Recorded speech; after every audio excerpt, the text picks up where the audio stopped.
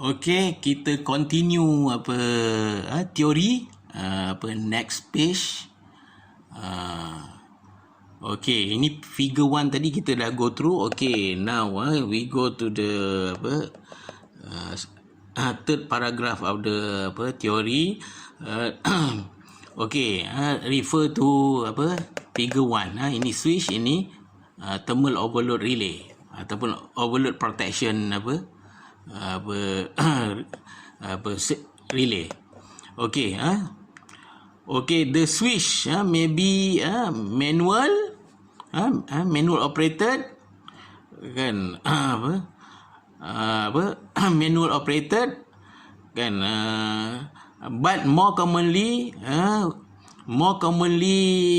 it will be electromagnetic contactor, which can be operated by the thermal overload relay, kan. So typically the switch or the contactor will be controlled by separate start and stop button. Actually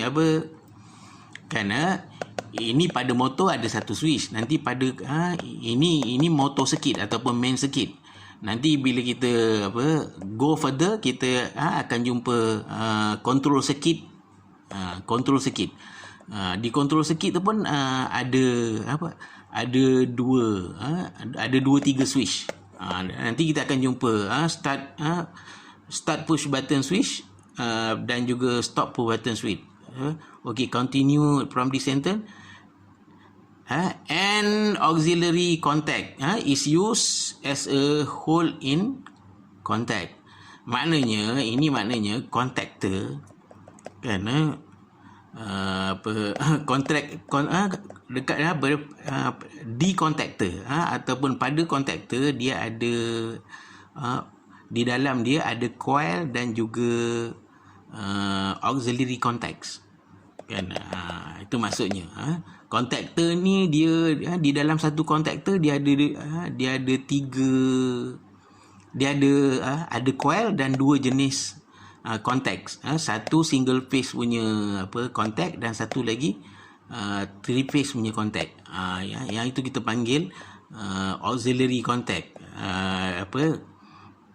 Dia punya function untuk hold contact tu lah.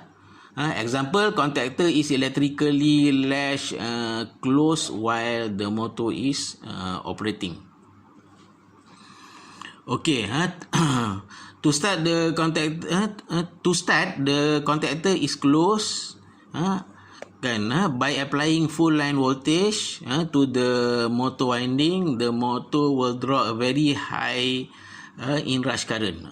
Maknanya ini yang saya cakap tadi, masa kita start motor within 1 second to 5 second, so starting current ataupun inrush current ni very high, at least 6 kali ganda daripada running current. Running current tu maknanya apabila motor tu dah sampai maximum speed dan speed dia constant. Itu running current. Bila dia capai maximum speed dan speed dia constant, dia punya current akan rendah. Tapi masa kita nak start, dia tinggi. Kenapa dia tinggi? Sebab dia nak lepaskan torque, kan.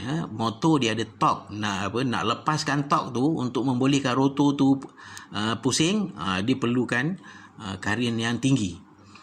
Okay, inrush current for very short time, normally within 1 to 5 second, not more than 5 second. Kalau lebih 5 second bankrupt lah industri. Sebab apa?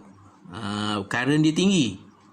That's why dia sekejap aja. Walaupun sekejap, tetapi terpaksa cipta beberapa method purposely to reduce the starting current, starting voltage and starting torque, kan. Nak jimat duit, kan. Continue sentence. Very short time to establish the magnetic field in the iron. In the iron maknanya pada rotor dan pada rotor coil dan juga stator coil lah. dan juga pada pada stator dan rotor itu sendiri. And then the current will be limited to the lock rotor current of the motor. Maknanya lock rotor current of the motor actually is the running current lah.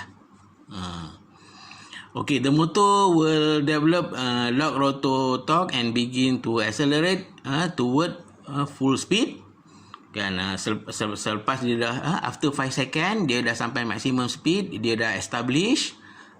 So dia punya current limited dan dia pun dah capai satu acceleration yang maximum untuk capai full speed.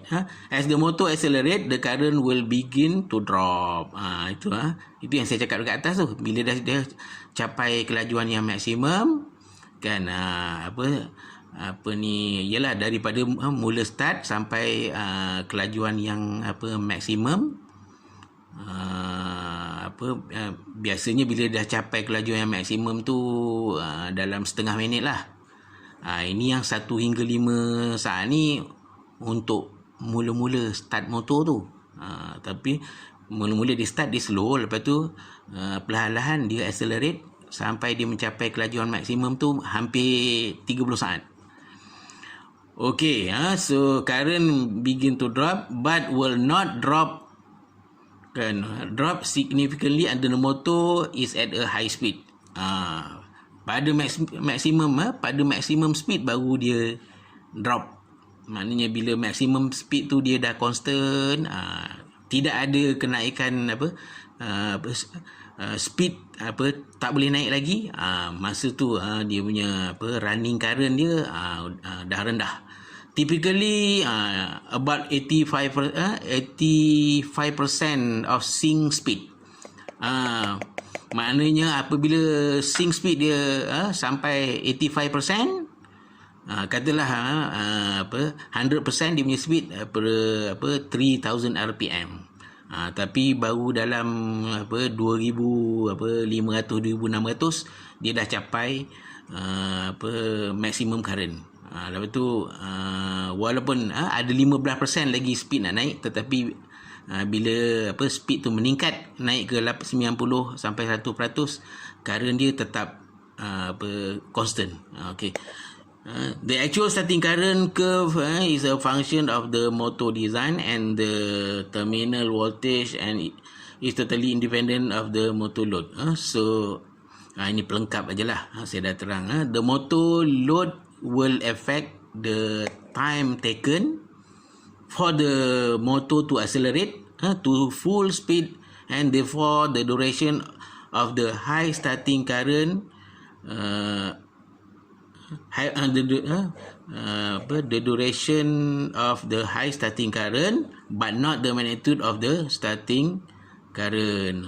So apabila motor ni kita bagi dia load, so dia akan bila bagi dia load, kan, kalau load tu terlampau heavy, jadi dia punya time taken for motor to accelerate tu dia ada effect lah. Maknanya dia punya time taken tu will be increase lah apabila kita increasekan load. Itu maksud dia. Kan, maknanya apabila the full speed of the therefore the duration of the high starting current, kan, dia akan effect dia akan effect time yang akan diambil oleh motor to accelerate to full speed, kan.